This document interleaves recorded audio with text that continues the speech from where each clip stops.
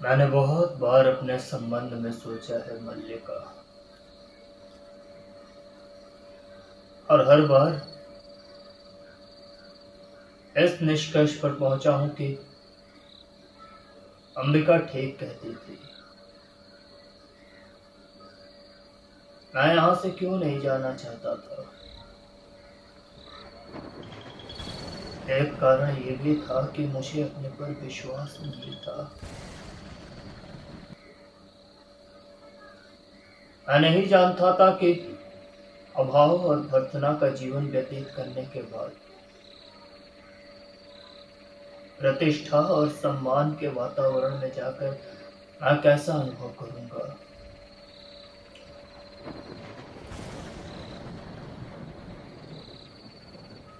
मन में कहीं ये आशंका थी कि वो वातावरण मुझे छा लेगा और मेरे जीवन की दिशा बदल देगा।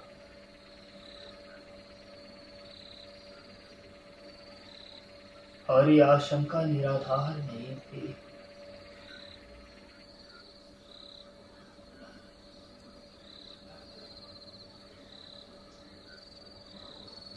तो मैं बहुत आश्चर्य हुआ था कि मैं कश्मीर का शासन संभालने जा रहा हूं।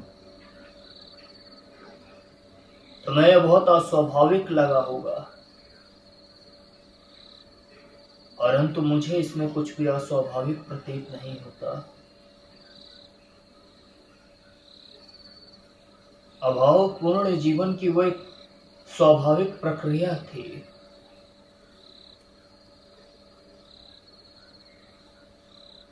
संभवतः उनमें उन सबसे कहीं प्रतिशोध लेने की भावना भी थी जिन्होंने जब तक मेरी भर्त्सना की थी,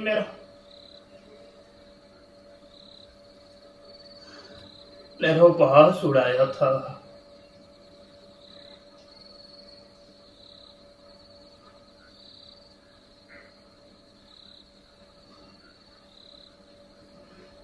परंतु मैं ये भी जानता था कि मैं सुखी नहीं हो सकता। मैं अपने को बार बार विश्वास दिलाता रहा कि कमी उस वातावरण में नहीं, मुझ में है। मैं अपने को बदल लूं तो मैं सुखी हो सकता हूं, परंतु ऐसा नहीं हुआ। ना तो मैं बदल सका और ना ही सुखी हो सका।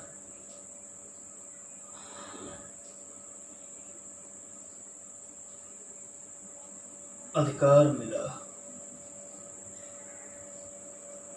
सम्मान बहुत मिला। जो कुछ भी मैंने लिखा उसकी प्रतिलिपियां देश भर में पहुंच गई, परंतु फिर भी मैं सुखी नहीं हुआ।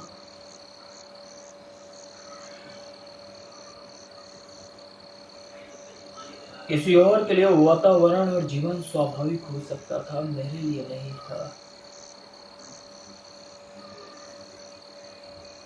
एक राज्याधिकारी का कार्य क्षेत्र मेरे कार्य क्षेत्र से भिन्न था।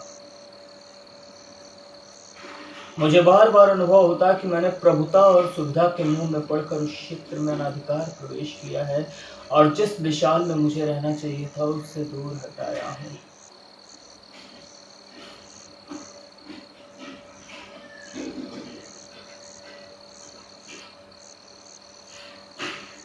जब भी मेरी आंखें दूर तक फैली क्षितिज रेखा पर पड़ती, तभी अनुभूति मुझे सालती कि मैं उस विशाल से दूर हटाया हूं और जिस विशाल में मुझे रहना चाहिए था उससे दूर हटाया हूं।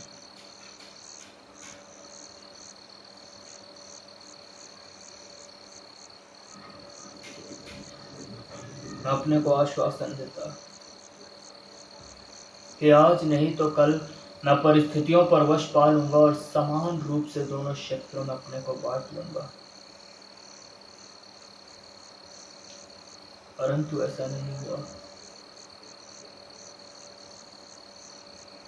जिस कल की मुझे प्रतीक्षा थी वो कल कभी नहीं आया और मैं धीरे धीरे खंडित होता गया। और एक दिन मैंने पाया कि मैं अब वो व्यक्ति नहीं हूं जिसका उस विशाल के साथ कुछ भी संबंध था।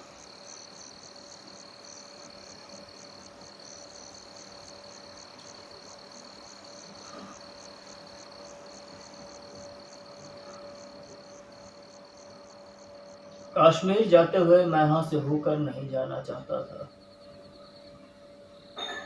मुझे लगता था कि ये प्रदेश, यहाँ की पर्वत श्रृंखलाएं और ये उपत्यकाएं मेरे सामने एक मूक प्रश्न का रूप ले लेंगी। फिर भी लोगों का संवरण नहीं हुआ। उस बार मैं यहाँ आकर भी सुखी नहीं हुआ। मुझे अपने से वितृष्णा हुई, और उनसे भी वितृष्णा हुई जिन्होंने मेरे आने के दिन को उत्सव की तरह माना। तब पहली बार मेरा मन मुक्ति के लिए व्याकुल हुआ था, परंतु उस समय मुक्त हो पाना संभव नहीं था। उस बार मैं तुमसे मिलने नहीं आया क्योंकि भय था तुम्हारी आंखें मेरे अस्थिर मन को और अस्थिर कर देंगी। मैं इनसे बचना चाहता था। मैं ये भी जानता था कि तुम पर उसकी क्या प्रतिक्रिया होगी, दूसरे तुमसे क्या कहेंगे। फिर भी इस संदर्भ में निश्चित था कि तुम्हारे मन में कोई वैसा भाव नहीं आएगा,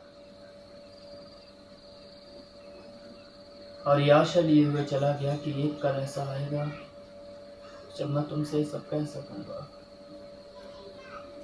तो मैं अपने मन के द्वंद्व का विश्वास दिला सकूंगा। परंतु मैं ये नहीं जानता था कि द्वंद्व केवल एक ही व्यक्ति तक सीमित नहीं होता।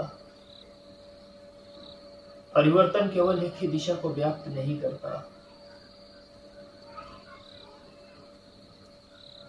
इसलिए आज यहाँ आकर बहुत ही व्यर्थता का बोध हो रहा है।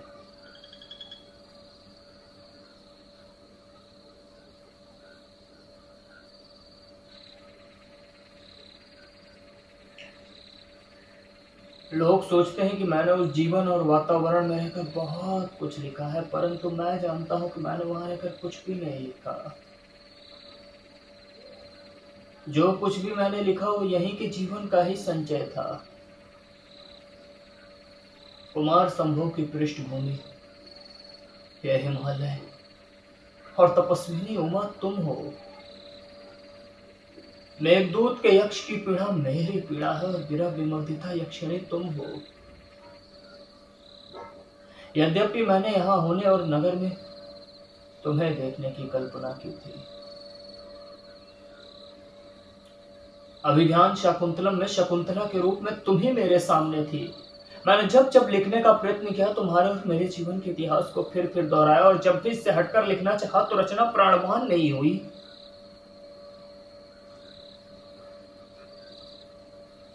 रघुवंश में आज का विलाप मेरी ही वेदना की अभिव्यक्ति है, और